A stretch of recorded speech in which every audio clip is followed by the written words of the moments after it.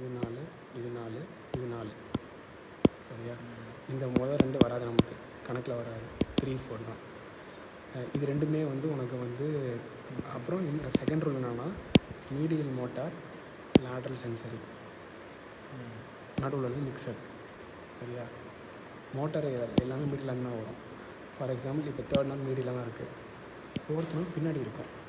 அந்த மீடியல் கரெக்டாக நம்ம இன்டர் காலிகுலஸுக்கு பக்கத்தில் வந்து இப்படி வரும். வெளியே வரும்போது கிராஸ் பண்ணி தான் வரும், டெக்ஸெட்டு தான் வரும்.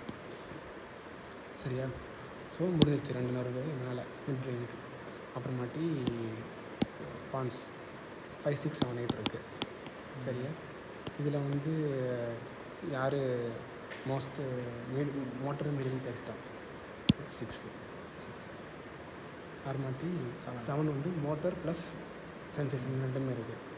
முடிஞ்சா அப்புறம் 8 வந்து காக்லியாக தான் ப்ரடாமெண்ட்டாக படிச்சிருக்கோம். ஃபஸ்ட்டு சென்சேஷன் தான், அப்போ நான் யோசிக்கிறேன் வெளியில் இருக்கும்.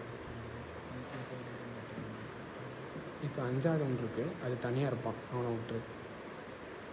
அப்புறமாட்டி நெக்ஸ்ட்டு வந்து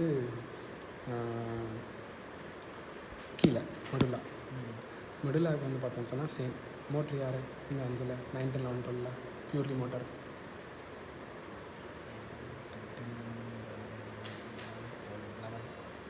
பியூர்லி மோட்டார் 11.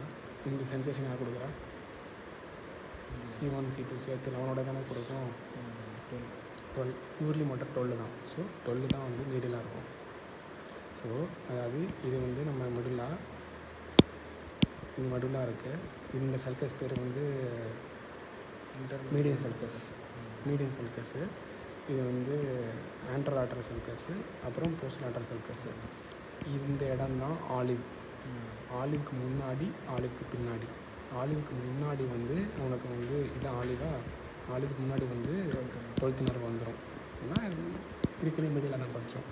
ஆலிவுக்கு பின்னாடி வந்து 11th வந்துடும், மிச்சம் எல்லா நர்வும் வந்துடும். புரிஞ்சா? இதுதான் சொல்ல வேண்டியதான் வந்தேன்.